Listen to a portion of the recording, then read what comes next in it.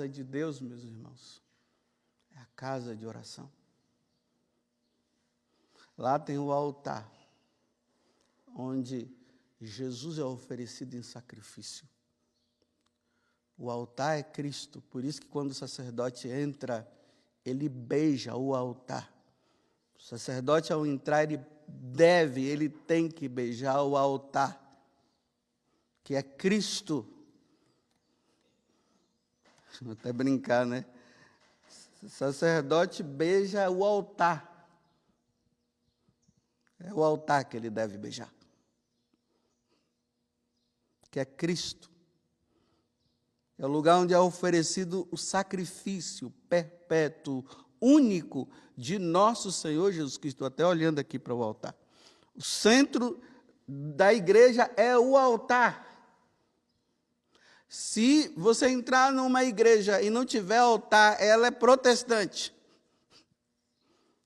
A igreja dos protestantes, que é a igreja, o templo deles, sei lá como é que pode dizer,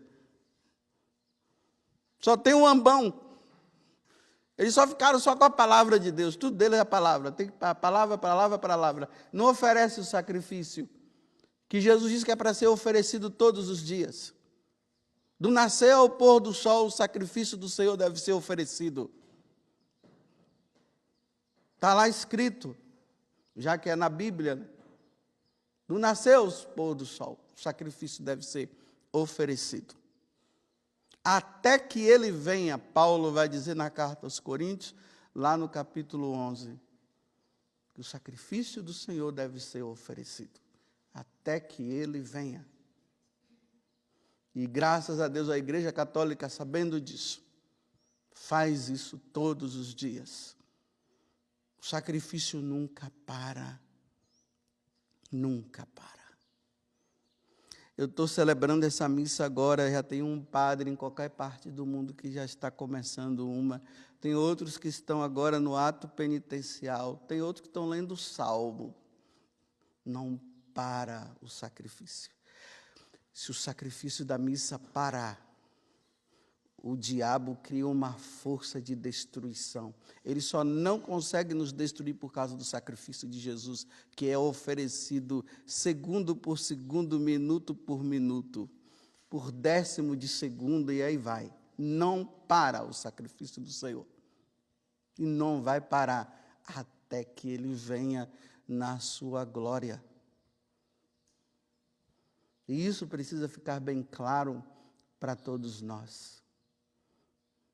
O único dia que não acontece o sacrifício da missa é na sexta-feira da paixão.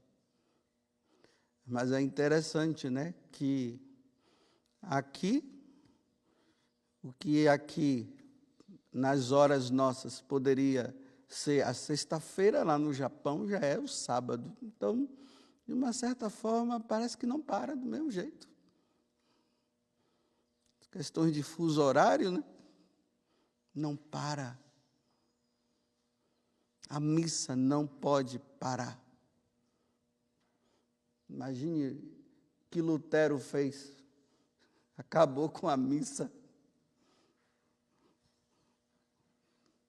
Ele acabou com a missa com os seguidores dele, mas a missa não parou. E não vai parar. Nunca vai parar. E quando nós vamos à casa do Senhor, a primeira oração que precisa ser oferecida, que é a maior oração de todas as orações, é o sacrifício de nosso Senhor Jesus Cristo. Nossa Senhora em Medjugorje, ela fala que quando nós vamos para a missa, nós devemos ir já nos preparando desde casa para o que vai acontecer. A renovação do sacrifício do Senhor. O Calvário, o altar é o Calvário, aonde Jesus morreu e deu a vida.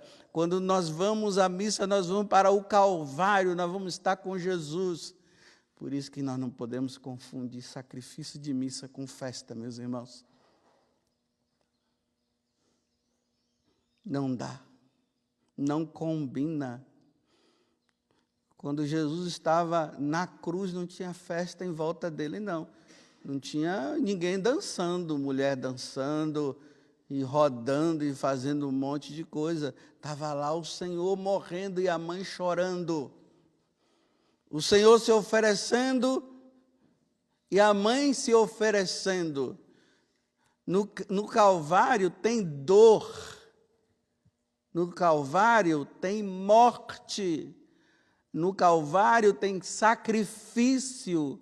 No Calvário tem oferecimento ao Pai do Filho, o Filho se oferecendo ao Pai pelos nossos pecados. É isso que está no Calvário. A missa é a renovação do Calvário, do sacrifício de Senhor no Calvário. O altar é o lugar do Calvário, é a morte de Jesus na cruz. Infelizmente, por culpa nossa, de não explicarmos o que deve ser explicado, de não ter ensinado o que deve ser ensinado, olha como é que está agora. As pessoas vão para a missa e já não sabem mais o que é que vai acontecer lá. Os namorados ficam namorando dentro da igreja, a missa está acontecendo, o celular está ligado, aí você vê a pessoa pegando o celular para conversar com alguém, enquanto a missa está acontecendo. Uma bagunça. Já não é mais casa de oração, não, é lugar de profanação. Esses dias me enviaram uma notícia que numa cidade aqui no Brasil, uma mulher entrou na igreja, foi lá, sentou-se em cima do altar, tirou uma foto e mandou. Não sei se é Instagram ou Facebook. Eu não sei diferenciar muito, porque eu não mexo com essas coisas. E nem quero mexer, e não tenho intenção nenhuma também.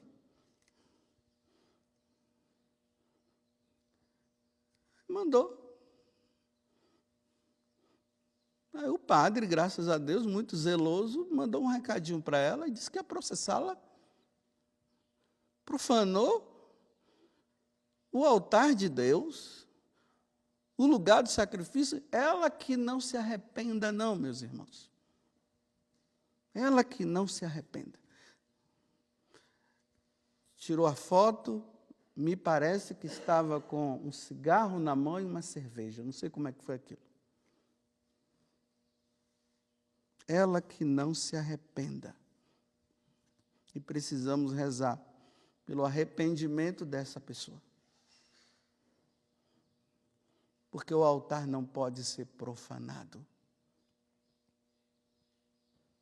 O lugar aonde Deus se oferece pela nossa salvação. Sacrifício.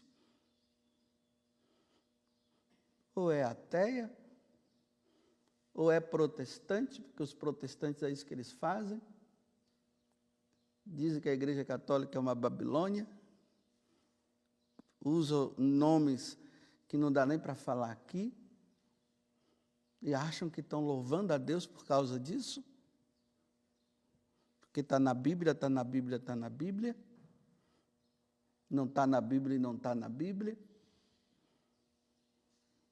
E a ignorância de muitos católicos, porque não estudam, não vê as coisas, acabam entrando nessa onda também.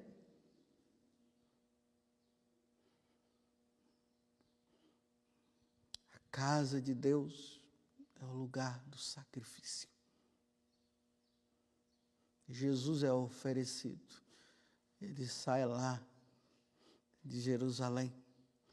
O melhor, a missão dele foi essa, né? E o Verbo divino se encarnou, porque Deus é Espírito. Como é que Espírito vai ser oferecido? Precisava de uma carne. E o Verbo se encarnou e habitou no meio de nós, para que essa carne dele, que não é simplesmente dizer, o Verbo se encarnou.